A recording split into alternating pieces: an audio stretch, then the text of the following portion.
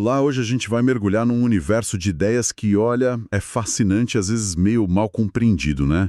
A cosmovisão ateísta e agnóstica aqui no Brasil. Uhum. Para fazer isso, a gente se baseou numa série de entrevistas ótimas do Marcos Cavalcante, lá do canal Ativistas Ateus do Brasil. Ele fez tipo 50 perguntas para ateus, ateias, agnósticos, para entender mesmo como essa galera vê o mundo. Exato, e foram muitas conversas, né? Bem ricas. Sim. E a nossa ideia aqui é, assim, pegar essas conversas e tirar o essencial, sabe? Entender não só o que eles pensam, mas um pouco de como pensam sobre as grandes questões da vida. E também desafiar aquela ideia de que é tudo um bloco só, homogêneo.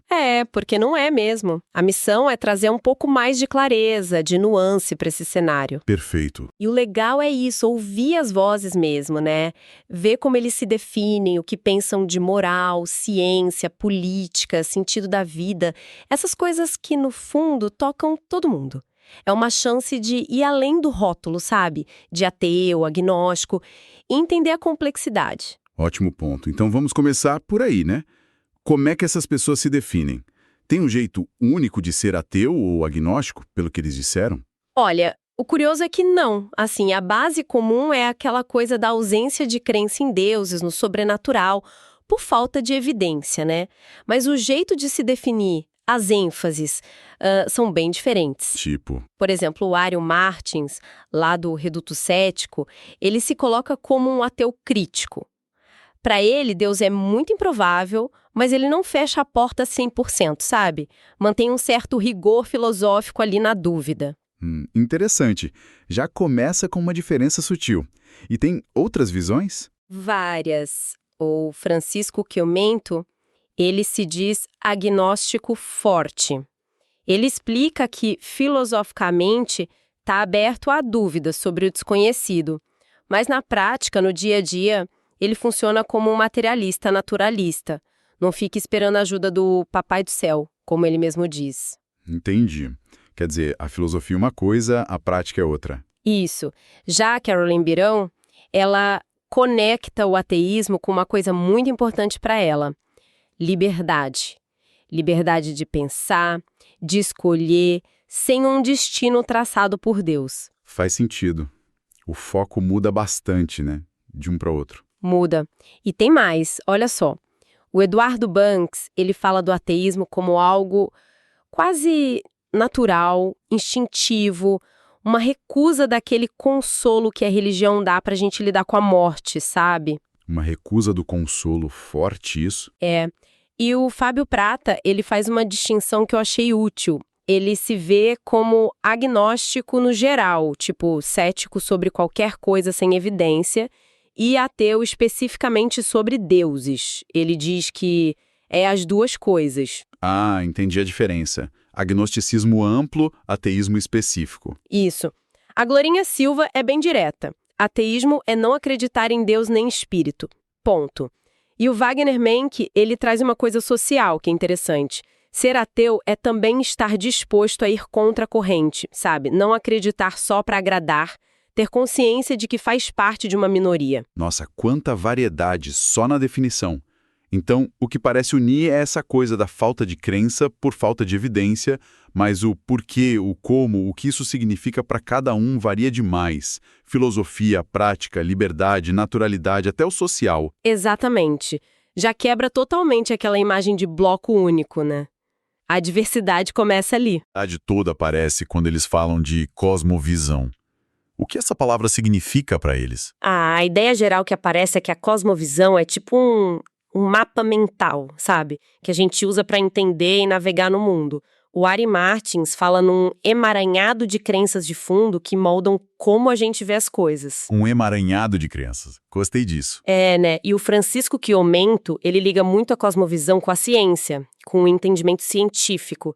Mas olha que interessante, ele deixa um espaço para perguntas filosóficas mais fundas, tipo sobre a natureza ter algum propósito em si, mesmo sem um criador. Quer dizer, mesmo com base na ciência, cabe a filosofia ali. Cabe. Para as outras definições, a Caroline Beirão o simplifica. É como você enxerga a realidade. O Eduardo Banks vê como algo bem individual, moldado pela vida. Mas ele acha que pode ter uns pontos comuns, tipo cosmovisões ateístas. E o Fábio Prata? O Fábio descreve a dele como sendo baseada na razão materialista, ou seja, tem uma realidade objetiva, leis naturais, relações sociais concretas, tudo analisável, Bem pé no chão, digamos assim. bem pé no chão. A Glorinha Silva entende como um jeito de ver o mundo e a vida sem precisar de Deus intervindo. E o Wagner Menck, ele liga a cosmovisão, aquelas perguntas clássicas, né? De onde a gente veio, o que fazer aqui, para onde vamos, que toda visão de mundo tenta responder. Entendi. Então, de novo, o conceito central é parecido, a estrutura de como a gente vê o mundo, mas cada um preenche isso de um jeito, com ciência, razão, experiência, as grandes perguntas. Exatamente, cada um com suas ênfases. E esse jeito de ver o mundo, né, que eles constroem, isso leva eles a se posicionarem publicamente? Eles se veem como militantes, ativistas das suas ideias? Como isso vira ação? Olha, aqui também tem um leque de posições bem interessante. Tem aqueles que se veem sim como militantes ativos, que entram no debate público. O Ari, o Fábio, a Glorinha, o Wagner, eles falam de participar de discussões, apoiar petições, se organizar em associações, tipo a ASPEC. A Associação Brasileira de Pensadores Céticos e Ateus, né? Essa mesmo. E atuar na defesa do Estado laico, dos direitos de quem não crê. Essa é a militância mais, digamos, clássica. Certo. Mas nem todo mundo vai por aí, imagina. Não mesmo. Outros têm uma visão mais específica do que é militância para eles. O Francisco Quilmento e o Eduardo Banks, por exemplo. Eles são super ativos na defesa da ciência, do secularismo, principalmente quando veem a religião tentando se impor, sabe? Na política, na educação. Ah, uma reação então. Isso. Mas eles dizem que o foco não é sair desconvertendo ninguém. O Quilmento tem uma frase ótima. Ele diz que vira militante quando a fé quer mandar. Quer dizer, é em defesa do espaço laico. E a Caroline Beirão fala de uma militância mais do dia a dia, sabe? De se colocar como ateia nas conversas quando perguntam. O que parece ligar tudo isso, então, não é tanto o esforço de convencer o outro a virar ateu, Não parece ser o principal, não. mas sim uma defesa muito forte da laicidade do Estado, da liberdade de pensamento para todo mundo, né? Para quem crê e para quem não crê. Faz sentido isso. Totalmente. A defesa do secularismo, da liberdade de consciência, isso pareceu o grande ponto comum na ação pública deles. Bem mais do que um proselitismo ateísta. É uma militância mais para garantir direitos e espaços do que para mudar a crença dos outros. Entendido. Bom, agora a gente entra num campo que costuma gerar faísca: política e economia. E aqui é super importante a gente frisar, né, que nossa análise é só sobre o que eles disseram nas entrevistas, totalmente neutra. Mas, dito isso, como é que se distribuem as visões políticas e econômicas dessa turma? Olha, aqui a diversidade talvez seja uma das maiores e surpreendente para quem espera um bloco só. A gente encontra pessoas que se identificam claramente com a esquerda, o Ari é citado nisso, a Caroline se diz de esquerda, mas sem partido, a Glorinha se coloca como crítica ao capitalismo e o Fábio Prata é marxista mesmo, fala em superar o capitalismo. Certo, um grupo expressivo na esquerda. E fora daí? Tem outras posições, o Wagner Menck se põe mais na centro-esquerda, defendendo muito políticas públicas baseadas em evidência, em ciência. E aí, contrastando bastante, tem o Francisco Quilmento, que se identifica com a direita na economia. Ah, interessante. Sim, ele se diz liberal, critica a esquerda na América Latina, mas olha a nuance, ele defende que o Estado tem que amparar os mais fracos. Não é um liberalismo selvagem, digamos. E o Eduardo Banks menciona que os pais eram socialistas, mas a posição dele mesmo não fica clara nas entrevistas que a gente analisou. É realmente um black bem aberto, mas apesar dessas diferenças todas, ideológicas, econômicas, você tinha falado de um ponto comum na militância. Isso aparece na política também. Com certeza. E esse é um dos achados mais legais, eu acho. A defesa, assim, intransigente do Estado laico. Isso aparece como um valor quase universal entre eles. Não importa se é de esquerda, centro, direita na economia. Mesmo com visões tão diferentes sobre o papel do Estado? Mesmo assim, aparece forte na fala do Fábio, do Eduardo, da Glorinha, do Wagner. todo mundo. Eles podem discordar se o Estado tem que ser mínimo ou grande, qual o melhor modelo econômico. O Kiyomото defende um Estado liberal mais forte em algumas áreas, a Glorinha critica o capitalismo, o Ari até fala em ideias mais libertárias, anarquistas, mas todos concordam. Tem que separar Estado e Igreja, garantir a neutralidade do governo, e as críticas à situação do Brasil hoje, que eles veem como pouco laico na prática, também são gerais. Isso é muito relevante. Mostra que a identidade ateísta agnóstica pode criar um alinhamento político forte em algumas pautas, como a laicidade, mesmo com discordâncias profundas em outras. Vamos agora para questões mais existenciais. Moralidade e sentido da vida. Se não tem Deus, não tem mandamento divino. De onde vêm os valores? O propósito. Essa é a central, né? E as respostas, olha, são bem consistentes entre eles. Sobre a moralidade, a visão que domina é que ela não vem de Deus e não é absoluta. Pelo contrário, é vista como uma construção humana, social, cultural. Uma construção? Como assim? Ela surge das necessidades da convivência, da nossa capacidade de empatia, da razão, da experiência que a gente acumula. A Caroline, a Rô, a Glorinha, o Kiyomento, o Eduardo, o Fábio, todos eles apontam para isso. E quais seriam os fundamentos dessa moral construída? O que eles citam? Principalmente a empatia, sabe? Se colocar no lugar do outro. A razão, pensar nas consequências dos atos e a necessidade de cooperar para sobreviver e para o bem-estar do grupo. O Kiyomento até cita Kant, o imperativo categórico, como uma tentativa filosófica de basear a moral na razão. Kant? Interessante. E o Eduardo Banks, ele enfatiza que a empatia de verdade vale mais que seguir regra moral rígida. É uma moral que eles veem como adaptativa, que evolui e que é essencial para viver em sociedade, mas totalmente baseada na experiência humana, não num dogma que vem de fora. Entendi. Uma base humanista para a ética, então. E sobre o sentido da vida? Se não tem plano divino, vida após a morte como foco, como é que eles encontram um propósito? Isso não gera um vazio, uma angústia? A resposta para isso é uma das coisas mais, eu diria, bonitas e libertadoras que saiam dessas conversas. Eles rejeitam essa ideia de um sentido pronto, sabe? Dado por alguém ou algo externo. Mas, longe de ser um vazio, eles veem isso como oportunidade. Oportunidade? Sim. A beleza, para eles, está justamente na nossa capacidade e responsabilidade de criar o próprio sentido, individualmente e coletivamente. Criar o próprio sentido. Como isso funciona na prática? De muitos jeitos, o Ari, o Kiyomento, a Caroline, o Eduardo, o Fábio, a Glorinha, o Wagner, todos eles, cada um do seu jeito, enfatizam a agência humana. A nossa capacidade de agir, né? O sentido pode estar nas conexões com outras pessoas, na busca por conhecimento, por entender o universo, em ajudar a tornar o mundo melhor para as próximas gerações, no legado que a gente deixa, ou simplesmente em viver bem e aproveitar a única vida que a gente tem certeza que existe. Essa aqui, agora. A falta de um roteiro divino não é vista como falta, mas como liberdade.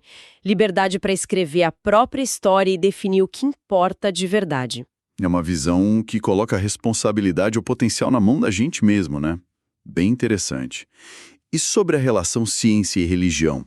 Dá para ter diálogo ou é briga na certa? Olha, o ceticismo é grande, viu? Principalmente quando a religião tenta falar sobre como o mundo funciona ou contradizer o que a ciência já descobriu. A linha vermelha é clara, a religião invadiu o campo da ciência. Mas não é que eles rejeitem totalmente qualquer coexistência. Ah, não. Não. O Kiyomento e o Wagner, por exemplo, eles admitem que dá para coexistir sim, desde que cada uma fique na sua área. A religião seria da crença pessoal, dos valores de cada um, do consolo, e a ciência ficaria com a investigação objetiva da realidade, o conhecimento para todo mundo. Essa ideia das esferas separadas, né? Isso é consenso. Não totalmente. Tem gente mais crítica sobre essa separação funcionar bem. A Caroline Beirão, por exemplo, acha que ciência e religião têm propósitos diferentes demais e, no fundo, são incompatíveis. O Fábio Prata também acha que pode até conviver na vida pessoal, tipo um cientista ter sua fé privada, mas não no plano epistemológico. Epistemológico, como a gente constrói conhecimento, certo? Exato. Nesse ponto, para ele, ciência e religião usam lógicas diferentes que batem de frente muitas vezes. E o Eduardo Banks, mesmo sem falar direto de compatibilidade, deixa claro quando critica o negacionismo que algumas posturas religiosas podem atrapalhar, sim, o pensamento crítico e a ciência. A questão parece ser o respeito aos limites e aos métodos de cada uma. Entendido. Bom, as 50 perguntas do Marcos Cavalcante também foram em temas bem específicos, né? Coisas polêmicas na sociedade. Como é que essas visões de mundo se aplicaram a isso?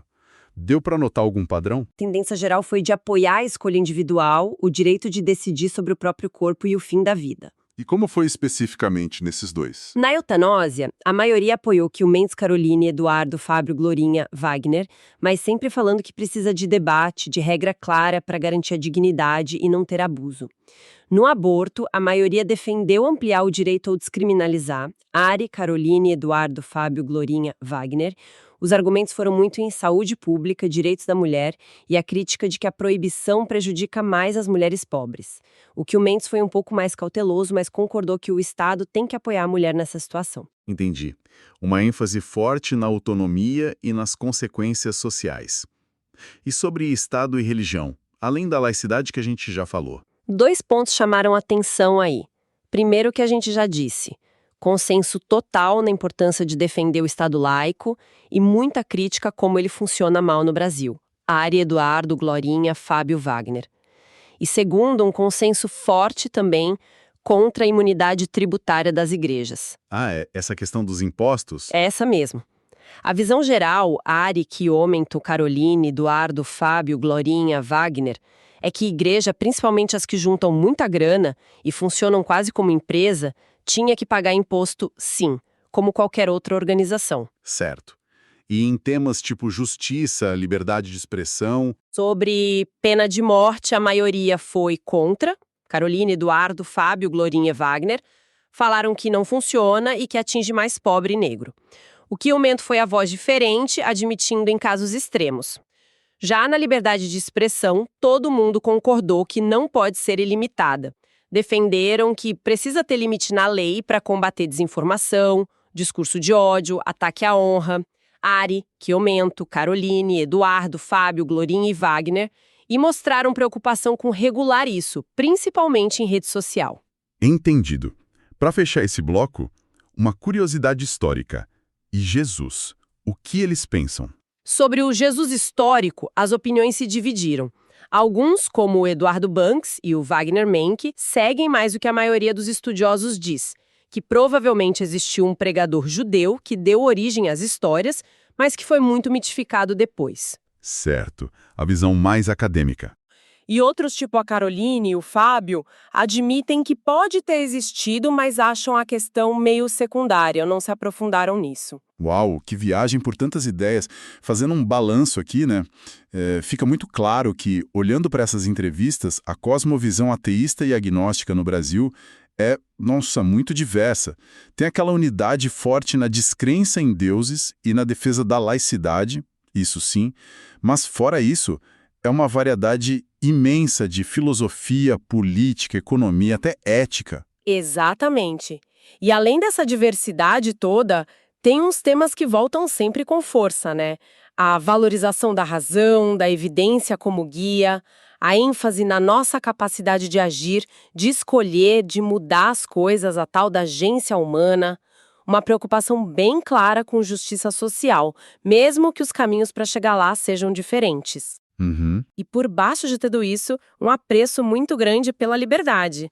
Liberdade de pensar, liberdade dos dogmas, liberdade para construir o sentido da própria vida. Para quem acompanha a gente, talvez essa análise toda sirva como um convite, né?